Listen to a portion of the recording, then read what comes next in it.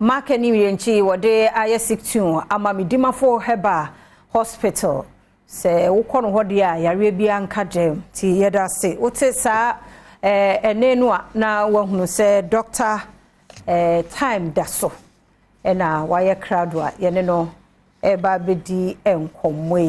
apomuden emu enkomo na yene Medimafo Herbal Clinic eba be kase doga no pay yamuache mejosu da bibia boko de nyankopa adom bibia aya de sema ha se de bia se mark utuanika oh yeah akachiande eko waya de yamishraw ade achi bia ni pafoforo ba ebe hwa Adom TV na te se nkrade anya boso se nkrade ye ko boso mi no sa kakakra wow na boso mi no hu ne se oh ma me na wonyankopon asefo na menchia Adom TV ahwefo nyina so no kurani enkrafo ama me ho adwire me na ye wokuma omo bade ba na menim se sei na eba beba de me misusu ye na aboro sa abroso se ena no pay on sa me kasa wie ya me kwa kwatena se ba enkrafo nso anya se na otwebia omo hia doctor emprenu omo hia mia emprenu adwuma de bia ye sa edura me de ma no na kwa doctor bia de ma ba obu ha no pese obekum enti wo ano pe wonya akonya na wo hwe Adom TV me kasa wie ya me kwa kwatena se wo pokuyase mayira pokuyase mayira me na ene doctor de tab beto yale so amen me kasa se de dotie ni bibia ka wo nwemfo nsem no saa na yale so ni bibia ka wo doctor tam da so ensem onse me kasa mayira anya anyira na bibire ho ana omo ntiase ye ko mayira bosumi nie no na omo kwan ye da obi a wafa sa akon so da bi mi se ekwan ne nye me kasa ye kan Ghana kwara kwan enye eye mayira kwan ba me ko ye bosumi ba akon na otwemi enu ko bosumi mienu nie last week no mia me de mfidi akwakogu kwan no so ye de grade day akwako fasu nyina asan de roller ya tete no awiabo na we grade ni A2 kwan no so no na water tanka de nsuo eguso na roller na ye awiabo no so faso ene upe ekwan a se edaso se pa Mayra kwan and that TV so yeah Dr. Tam Dr. Tam mia why are dear and am de wo mo kro mo ba ebe yi kwan free enkokọ hwe free hatam fidie free enkokọ ababegu Mayra wo masan akọ de wo mbe die de wo mbe die bibia why we na doctor kan kire wo bi say sa we yale na on say last year you show videos about voter region. How see adoya ko ye prisons ye ko burunye emunya ho aye ba beche TV ye betunso ye ba beche ensu aye tutuo eye bebre enti Medimafo me se Ghana ma nyina ajapade hwe mayira kwan ede an pe ko hwe kaisi ya enam so enya kaisi ketwa what you say bebere ho a omo won pimpim chen doctor bebere yenya kakra ne eburu a ye sanade dododo ya ene sanade be ye adoye ema nya mehwe su hira osavo enti se Medimafo Herbal Hospital na nanimu a Bible cross inhira ne moburohufo wo mo obehu wo mo weiti na nyankopon de tumi ahye doctor nsa omanfo ye wo modo ye nyina so do wo mpaibo eta ekire se oyalefo emma Medimafo nkofie ebra onya ayaresa obi anani enhuna de emma Medimafo ewo bra doctor de time beto so was still na mani enhuna de enti Medimafo Herbal Hospital no Ghana man nyina de oyalefo bia Dimafo Medimafo Herbal Hospital last week one Thursday no Mr. MP no MC bi ba ho na Michelle Bosom Mesa na yale ne ko na wo review no wo no ko di landing na yere na ba ye na be ma no frɛ me na wo se doctor What the me ma wo kula wo nko kamia nkasa baby akobia meti wachi na maka kire ye mpanyimfo ne se ye mpanyimfo bebre ho diabetes ku wom ha wom anope obi hwa Adom TV se wodibre bia wo bia fa to nchen diabetes hawa Dr. Tam da so say se me nyankopon to me stu na megina se me de boso me baako eto so na diabetes ne enuru ho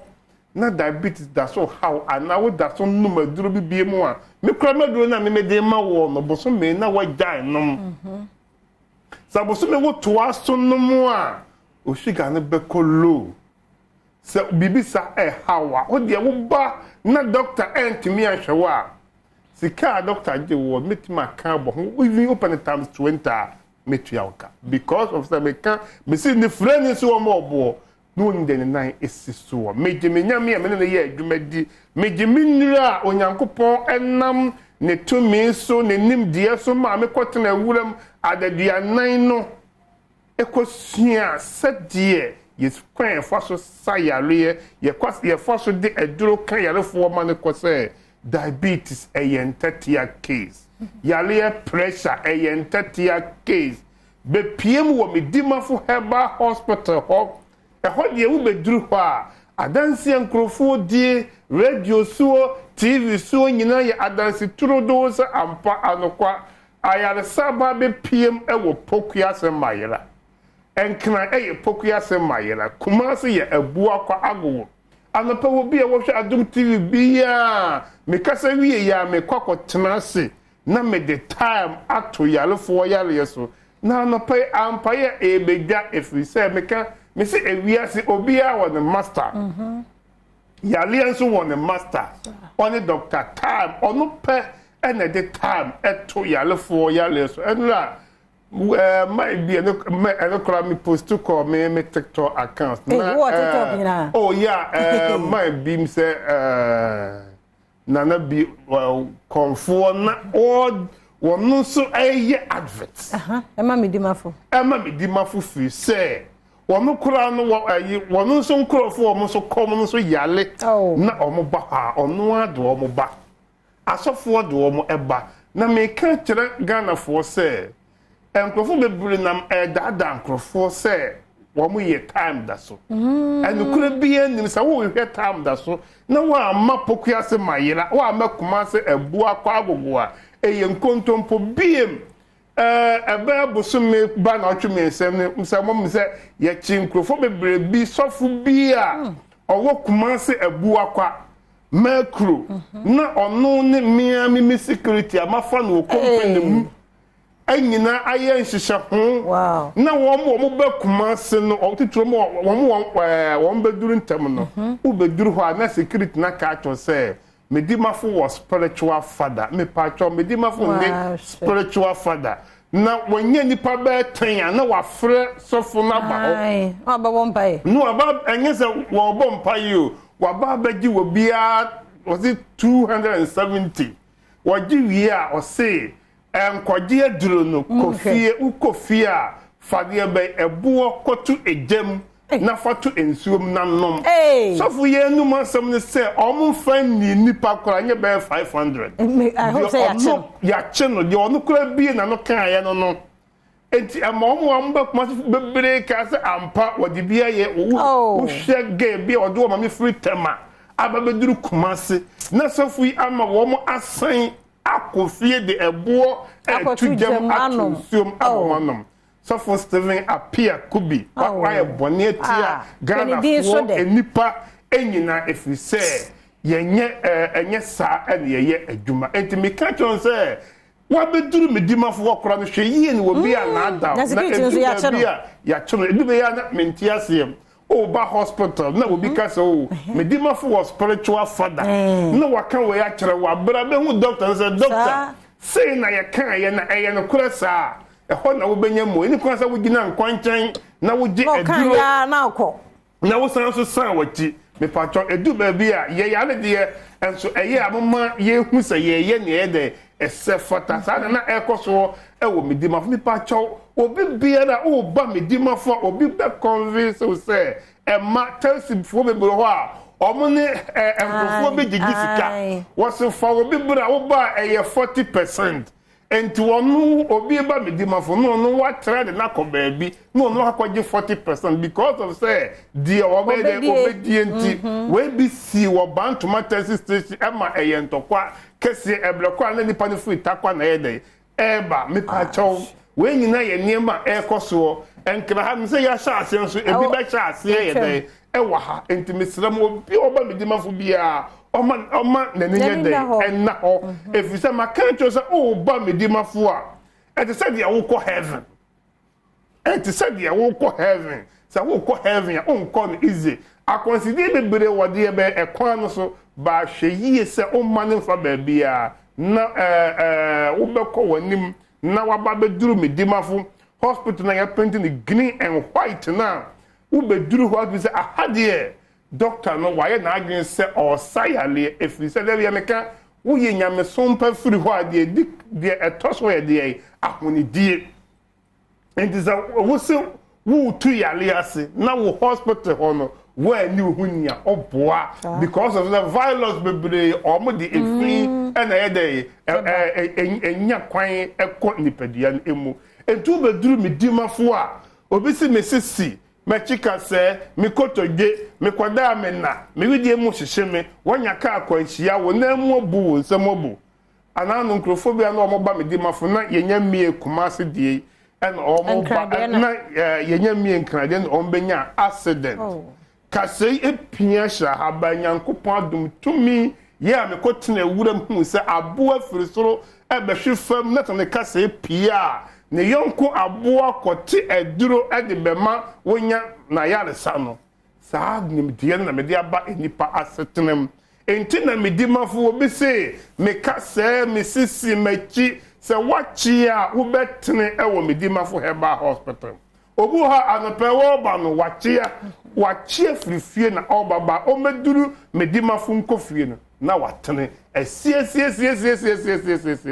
saa na etie wo Medimafo Herbal Hospital ehode ye kanse ayaresa bia ba kopa na ewo Medimafo asenya se Medimafo ani ama wo hwan biem ene betumi adi ama wo anope wo hwe me wanya stroke yade wokọ baabi ama yakosa wo yare ba still wo nantie ne enkoyie wo kasa ne enkoyie wo asa wo hoye asa wo honye untemi nkwa adwuma wo tefie Dr. Tam is main country say anope se wanya stroke na wo pese wutimi kwa adwuma wutumi nantie se de kanye na wonya stroke na fa woni kire Medimafo Herbal Hospital wo pokuya se mayira doctor kasa wie ya wo kwa akotenase na doctor enshaw na wo pie se enne ebn wukuya da maintenance ye no wo be frɛ adi adanse se ampa wutumi kwa adwuma fizo obi nya stroke no pese no ye den na wo ye tsane kane no a eye Medimafo Herbal Hospital ehona Dr. Tam de na wo twetwe so wa empa ho o de na nsa to so wa empa ho enenan eto so wa empa ho na dwuma pa ne modi monti na Ghana fo nyina ma na edin Dr. Tam da so be piem kumase ye ebua kwa agogo enkna ye pokuya se mayira kese mayira enya anyira ampa be piem wo na ofa ebre ento yale so me pa cho stroke president diabetes nya doctor say eye entatia case ewo Medimafo Herbal Hospital ma me be say se me kura meni padua obi ka say memfa sika 1 cedi ento so say me metumi asori anante a enka menye dafi say manyi me ho antumi say metumi asori anante enso eneme na me ko America yi ni nyina ye Medimafo Herbal Hospital ehone bia